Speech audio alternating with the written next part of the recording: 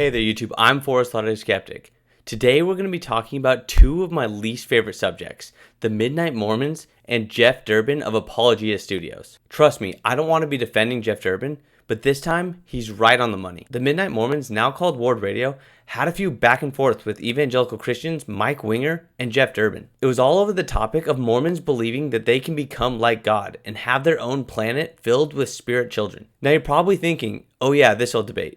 Christians think this Mormon belief is blasphemous, but that's not what it's about at all. And this is my rough breakdown of what happened. Feel free to go and watch each of these videos. First, Mike Winger made the comment that Mormons believe they can have their own planet. If you're not only a Mormon, but you're basically a really good Mormon, after you die, you get to start on a path of eternal progression of becoming better and better and better until you become a god.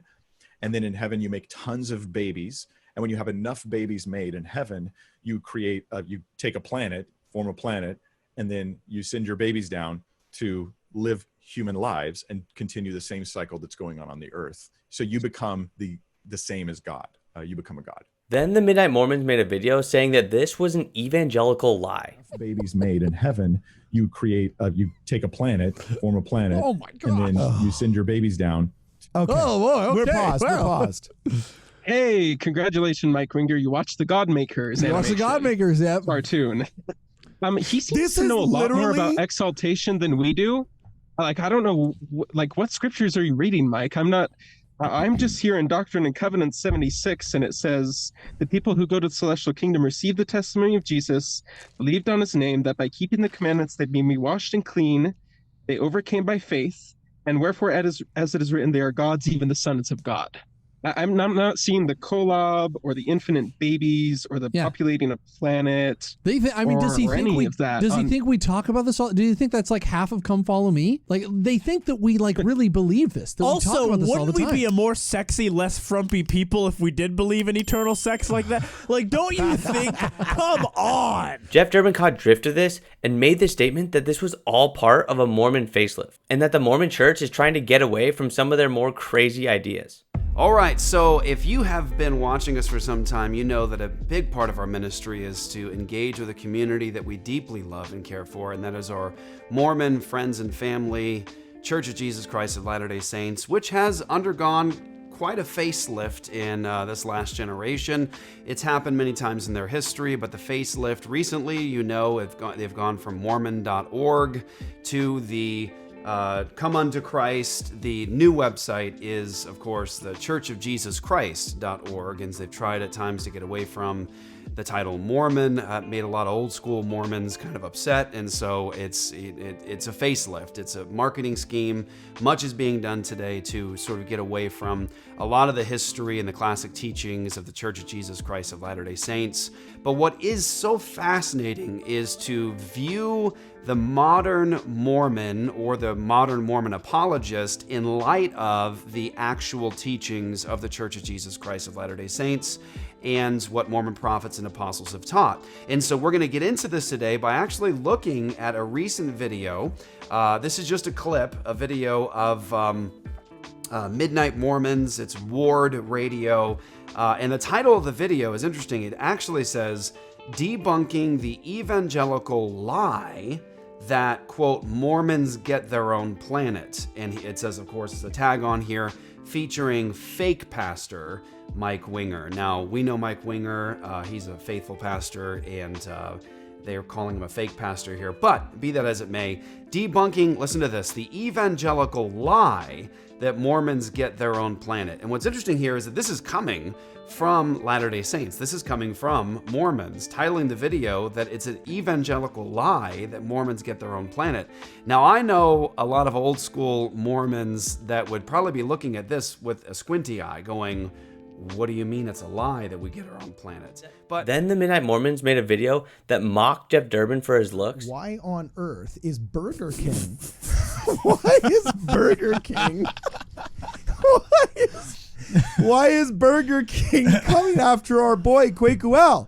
And then in like 10 contradictory ways tried to say that this wasn't a true belief, but just a misrepresentation. It is a constant trope put against the Church of Jesus Christ of Latter-day Saints, the sales pitch of our faith, or one of the predominant sales pitches, is that you get your own planet. I mean, you get your own planet. An evangelical lie told about Mormons that, quote, Mormons get their own planet. Yes.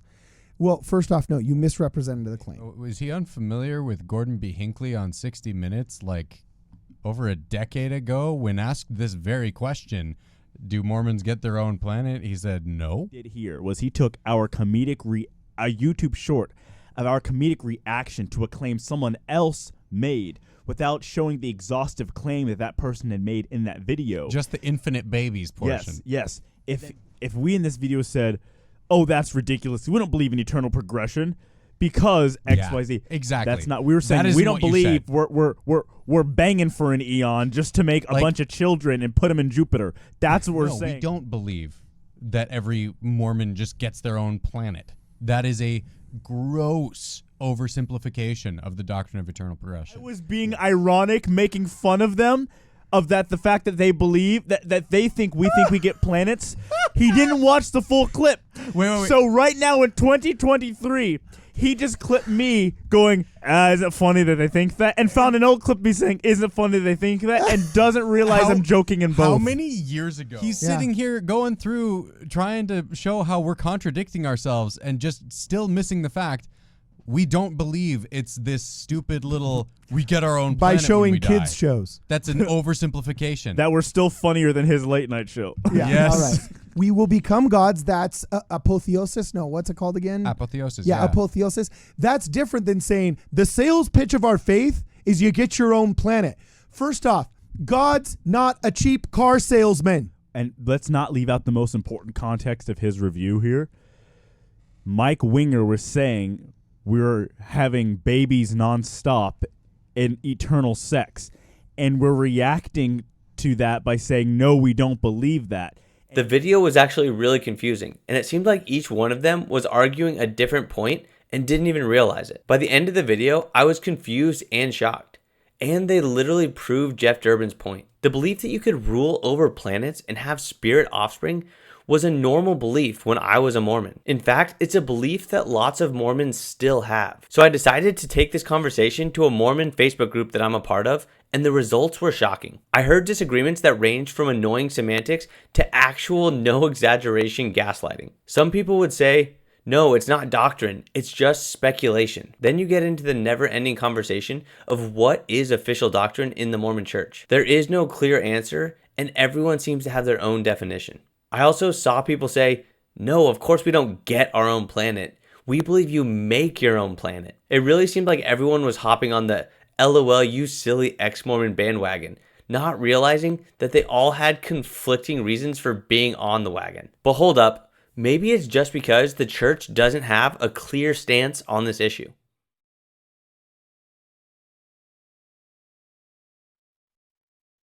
If you could hide to coal up in the twinkling of an eye, and then continue onward with that same speed to fly, do you think that you could ever through all eternity?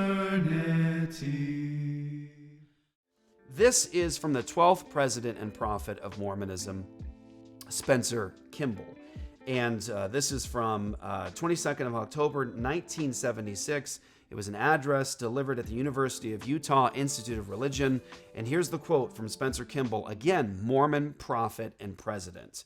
Each one of you has it within the realm of his possibility to develop a kingdom over which you will preside as its king and God. You will need to develop yourself and grow in ability and power and worthiness to govern such a world with all its people. Now, this particular quote from Spencer Kimball, again, president and prophet of the Mormon Church. And here's another quote from the teachings of Spencer W. Kimball. And this is from 1982, page 386. Here's the quote, quote, "We educate ourselves in the secular field and in the spiritual field so that we may one day create worlds, people, and govern them. This is quoted in the Doctrine and Covenants Institute Study Manual. Quote, "Brethren, 225,000 of you are here tonight. I suppose 225,000 of you may become gods. There seems to be plenty of space out there in the universe, and the Lord has proved that he knows how to do it. I think he could make, or probably have us help make, worlds for all of us, for every one of us 225,000. Now, the 10th president and prophet of the Mormon Church, Joseph Fielding Smith, says this: "That great blessing of celestial glory could never have come to us without a period of time in mortality, and so we came here in this mortal world. We are in school, the mortal school, to gain the experiences, the training, the joys, and the sufferings that we partake of, that we might be educated in all these things and be prepared, if we are faithful and true to the commandments of the Lord, to become sons and daughters of God, joint heirs with Christ, and in his presence go on to a fullness and a continuation of the seeds forever, and perhaps through our faithfulness to have the opportunity of building worlds and peopling them." That's Joseph Fielding Smith, Adam's Role in Bringing Us Mortality, General Conference, October 1976. Another, "The Father has promised us that through our faithfulness we shall be blessed with the fullness of his kingdom. In other words, we will have the privilege of becoming like him. To become like him, we must have all the powers of godhood. Thus, a man and his wife, when glorified, will have spirit children who eventually will go on an earth like this one we are on and pass through the same kind of experiences, being subject to mortal conditions, and if faithful, then they will also receive the fullness of exaltation and partake of the same blessings. There is no end to this development. It will go on forever. We will become gods and have jurisdiction over worlds, and these worlds will be peopled by our own offspring."